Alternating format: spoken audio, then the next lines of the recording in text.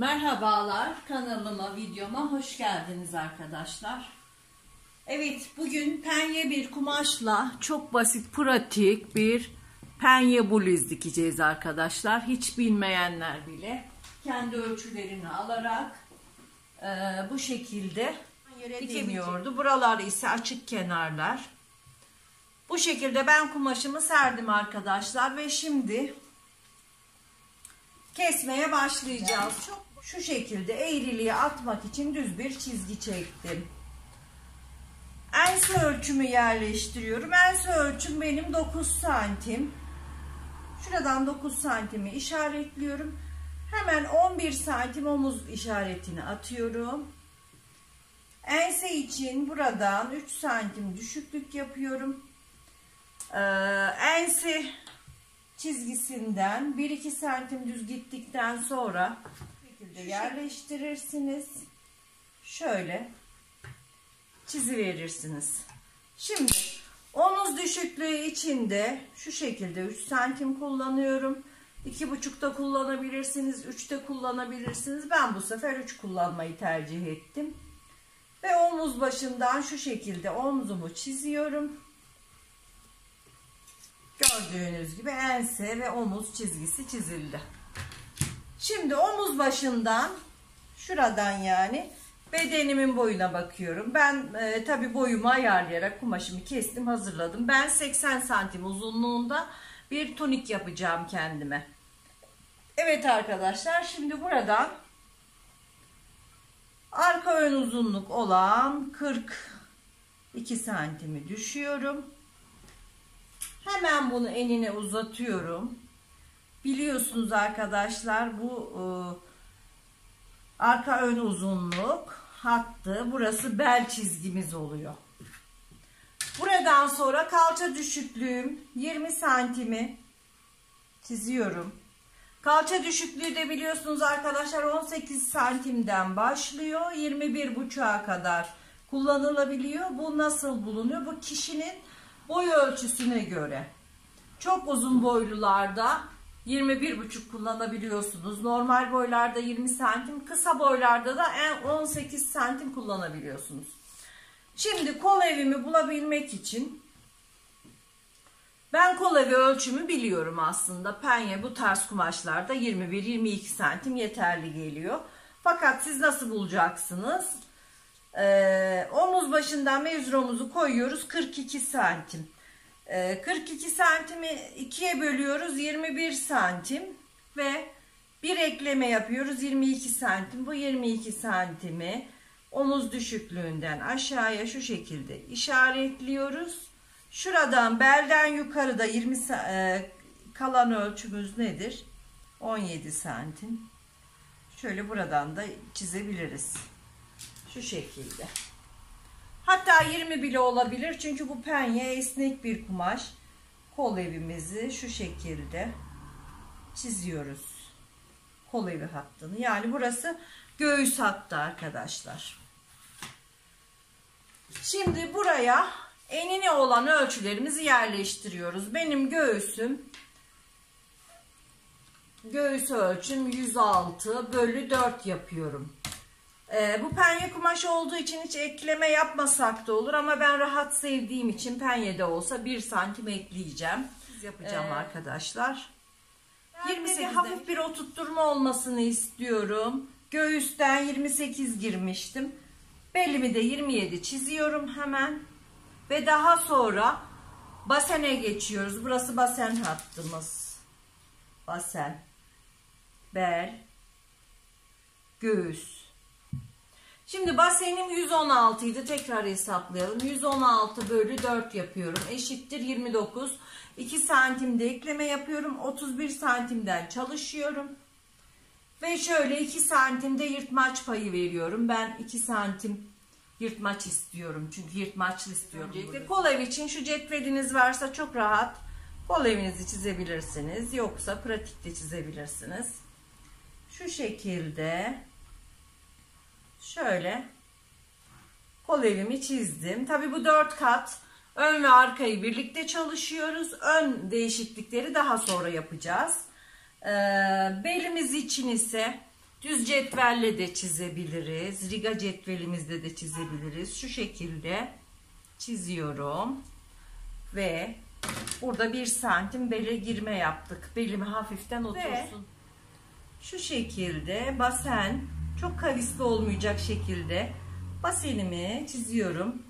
Ve şurada keskin köşeler olmayacak. Hiçbir zaman kalıpta, dikişte keskin köşeler olmaz arkadaşlar. Hafiften doldurarak yumuşatıyoruz. Ve yırtmaçlı olacak bluzum. Şu şekilde düz bir şekilde aşağıya iniyorum. 2 santim yırtmaç payı veriyorum.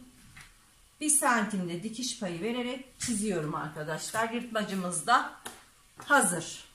1 santim dikiş payı vererek kesiyorum. 4 katı birden ön ve arka birlikte kesiyorum.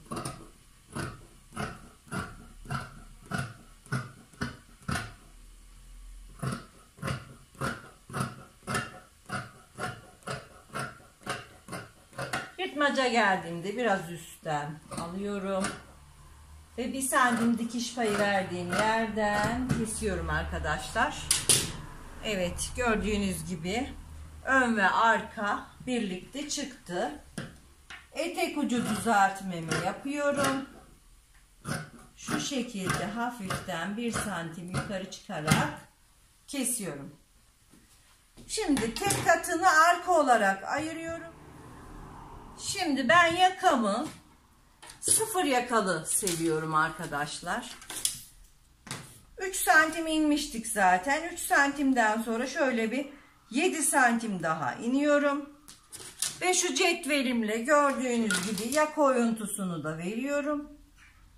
Şu şekilde ön yakamı keseceğim. Gördüğünüz gibi.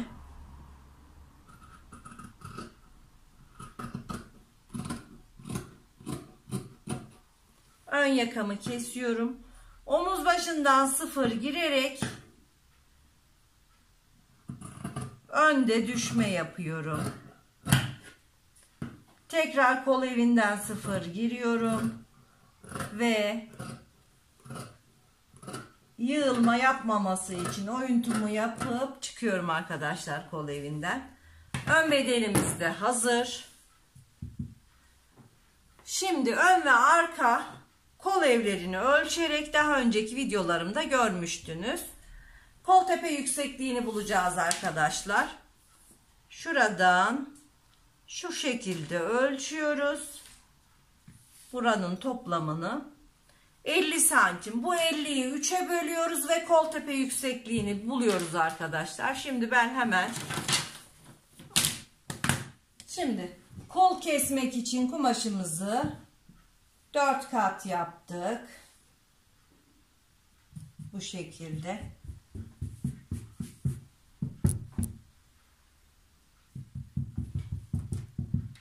Evet. Şimdi kumaşımın üzerine her zamanki gibi düzeltiyorum. Hemen 16 santim kol tepe yüksekliğine iniyorum. Mezromu hiç kaldırmadan kol boyumu ayarlıyorum. Şöyle 65 santim kol boyu iyi arkadaşlar. Çünkü ben lastikli kol yapacağım. Lastikli kolu seviyorum. İnce bir lastik geçireceğim. Şimdi bu çizgiyi çiziyorum, kol tepe yüksekliğini. Burası bizim pazımızın yeri oluyor. Pazımı hemen yerleştiriyorum buraya.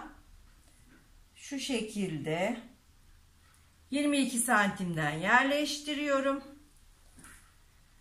Ve manşetimi de lastik takacağım için şöyle 19 santim yeterli ya da 18 yapalım, 18 yeterli diye düşünüyorum. Hemen kol altını çiziyorum pratik bir şekilde. Kol tepesinden, yani şuradan içeriye 1-2 santim düz geliyorum. Daha sonra buradan pratik bir şekilde kolumu kesiyorum arkadaşlar, şu şekilde gördüğünüz gibi. Hemen kolumu şöyle çok hafif bir pay vererek kesiyorum.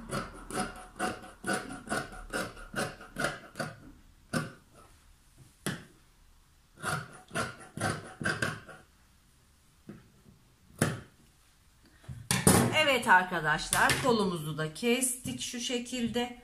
Hemen kol tepesine kol orta çıtını atıyorum. Kolumu açıyorum. Ön bedende yaptığımız gibi yığılma yapmaması için kolumuzun tepesinden 0 başlayarak şu şekilde fazlalığını atarak, gördüğünüz gibi arkadaşlar, kesimimi bitirdim. Buraya da bir çıt atıyorum, ön kol olduğunu aramayalım diye. Ön kol arka kol belli olsun diye. Kesimimiz tamamlandı arkadaşlar. Şimdi dikmeye geçeceğiz. Dikmeyi nasıl yapacağız? Öncelikle omuzu birleştireceğiz. Evet, şimdi açalım. Şöyle arka bedeni aldım, masama seriyorum. Düz yüzü bana bakıyor. Ön bedenimi de alıyorum. Düz yüzü bana bakacak şekilde, düz yüzü kumaşa bakacak şekilde düz yüzlerini birbirine çakıştırıyorum şu şekilde. Ve şöyle omuzlarını dikeceğim. Dikimini de göstermek istedim. Şimdi overlock başındayız. Ön ve arkayı düz yüzlerini birbirine çakıştırdık. Ve omuzlarımızı dikiyoruz. Hemen.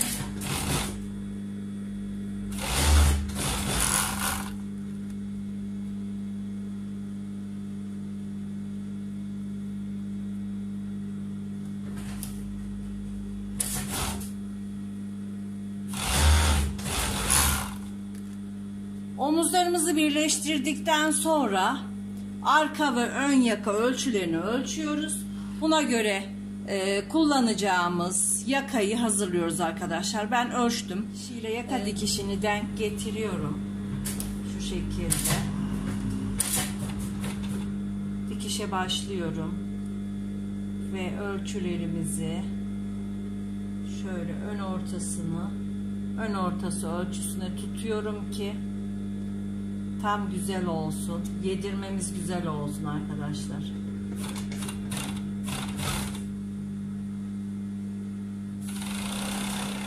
Yakamız hafif çekerek olacak.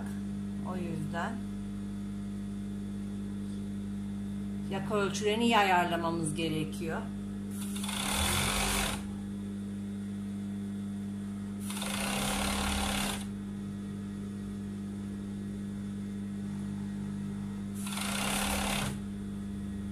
Evet.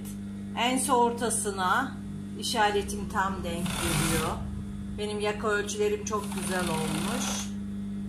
Siz de bu şekilde yakanızı ayarlayabilirsiniz.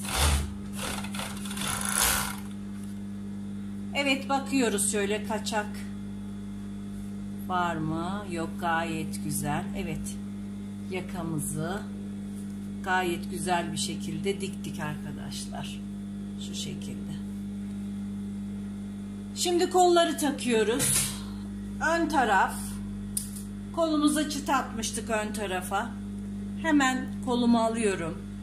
Çıt olan yeri, düz yüzünü getiriyorum şu şekilde. Pratik bir şekilde kol ortasını omuz dikişine getirerek kol takma işlemini gerçekleştiriyoruz. Burası da bedenimizin arka tarafı, kolumuzun arka tarafı. Kolda hafif bir bolluk olacak. Onu şöyle yukarı doğru yediriyoruz. Ve kolumuzu takıyoruz. Şimdi ben hemen hiç çevirmeden kol ucundan başlıyorum. Kol taktığım tarafın yanını kapatıyorum. Çok pratik bir şekilde turneyimizi dikiyoruz arkadaşlar. Hiç bilmeyenler bile dikebilir.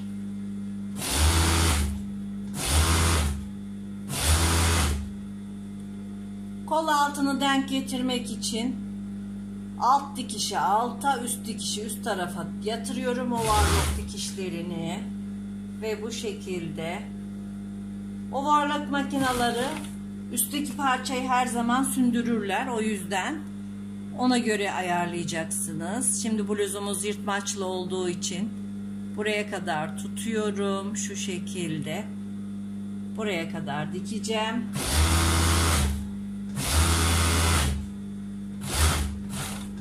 Ve buradan çıkacağım. Belki bana kızacaksınız arkadaşlar. Çok yavaş anlatıyorum, uzun sürüyor diye, ama bilmeyen arkadaşlar detaylı öğrensin istiyorum. Şöyle ovarlığımızı çekiyoruz yırtmacımıza da.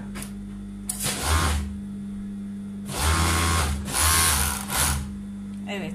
Şimdi diğer tarafa geçiyoruz. Kolumuzu takıyoruz.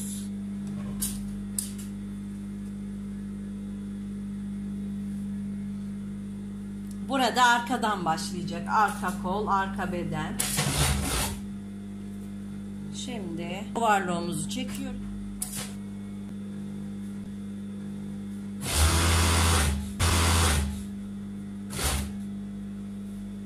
Şimdi kol altına geldikten sonra yırtmacımızı tutuyoruz.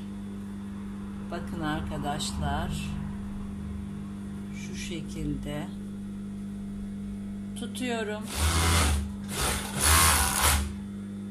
Yırtmaçlarımızın ovarlığını da yapıyoruz.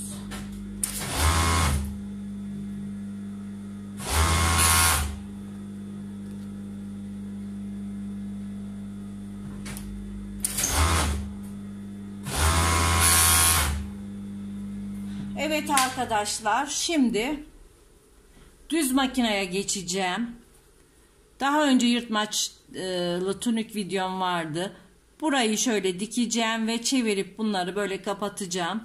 Etek uçlarını da şu şekilde kapatıyorum ve videoyu bitiriyoruz. Yani bluzumuzu bitiriyoruz. Kol ucuna da lastiğimi takacağım. Ve bluzumun bitmiş hali. Evet arkadaşlar, tuniğimizin bitmiş hali gördüğünüz gibi çok hoş ve çok güzel oldu. Evet arkadaşlar, bakın yanlarda yırtmaç detayı, kolumuzun lastiği ve harika bir tunik oldu arkadaşlar. Sizler de bu şekilde kendi ölçülerinize göre tuniğinizi, bluzunuzu, elbisenizi dikebilirsiniz arkadaşlar. Gördüğünüz gibi çok şık, harika. Yaka detayına bakalım arkadaşlar. Gördüğünüz gibi yakası çok güzel. Ölçüleri harika oldu arkadaşlar. Hala abone değilseniz aboneliklerinizi, beğeni ve yorumlarınızı bekliyorum arkadaşlar. Çok çok izleyin, çok çok dikin. Hoşça kalın.